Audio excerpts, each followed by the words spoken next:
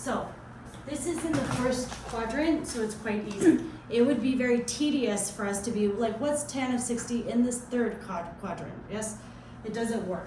So as you get better at this, the questions will change. The steps will remain the same. So if we have sine of theta, and theta is 225. The new skill that you are gaining this week is drawing it on the unit circle, yes? So 225 is made up of pieces, yes? We're gonna start here, and then if we go to 180, right? That puts us here, agreed? Mm-hmm. Okay, then we still have a little bit left. How much left do we have? 135. Now, Wait, what? 180 plus what equals 225? 45, thank you. Okay, so 45. Okay, that means we go a little bit further. A little bit further. Wait. So this 180 moves us around to quadrant 3. Do you see that? Whoop, whoop. And this little 45-degree angle is what we call a reference angle. This is the language that you're going to need for your math class, yes? The reference angle is the key angle. So going all the way around to 225 puts us here. We're going to ignore this 180 angle, yes? What we're looking at is we are looking at our 45-degree angle in quadrant 3. So once we have that graph, which is already graphed for you in this example, you are still going to create a right triangle by drawing from the x-axis down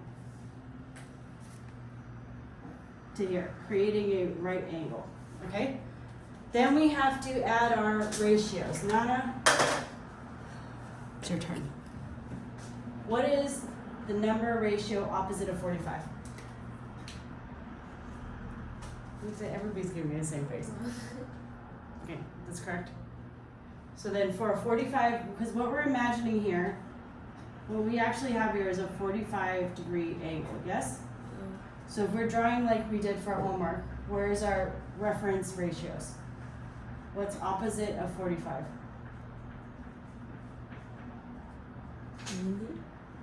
The issue with math is not that you're not good at math, it's the referencing. Look at your homework. Where is your homework? That one.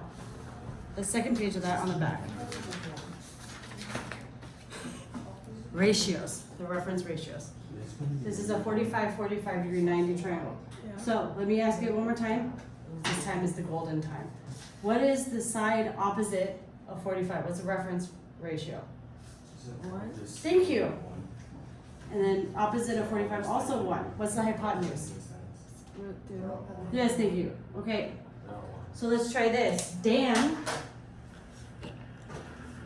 Okay, with our reference ratios in place, yes? What's sine?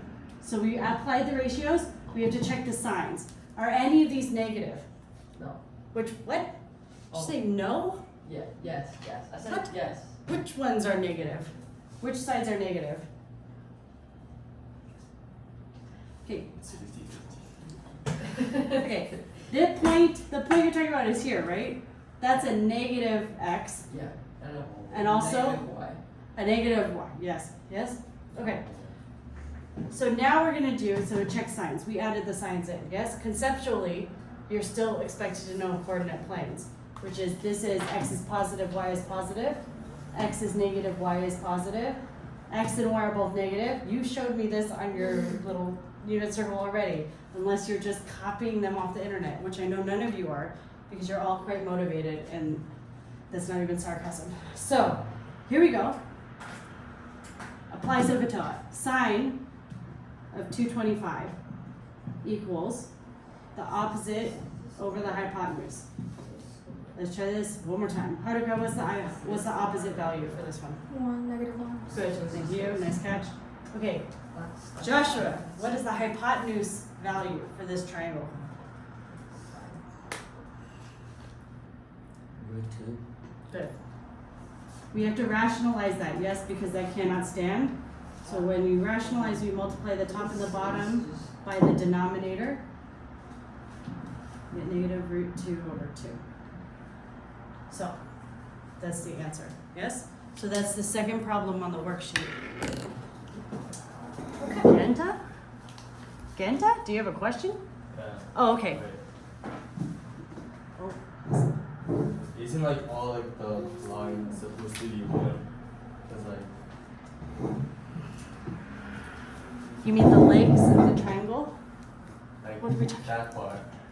This line, this line, Yeah. that is a great question. And it was also one that I had when I was first learning this. Yes, on a unit circle, this is supposed to be 1, the length of 1, yes? However, if you do this length of 1, right? And this is a 45-degree triangle, then what would these values have to then be? You would- root 2. So it would be 1 over root 2, 1 over root 2. So you could do it like that, yes? And you would get the same answer for sine and cosine. But it's easier to just apply this one and then grab them off that triangle. Because once we start getting fractions involved, a lot of children all over the planet start to lose it. But that is a good question. If you did respect the unit circle totally and make this 1, it would still work. You just have to have these values change as well. We don't like doing that. It just so happens that for 30-degree angles, you notice the hypotenuse for the 30, 60, 90 is also not exactly 1, right? So you could also apply it to that one too. It's more that we acknowledge that even if the radius is different, the ratios will be the same. The size of the triangle does not matter. It's the relationship between the two sides.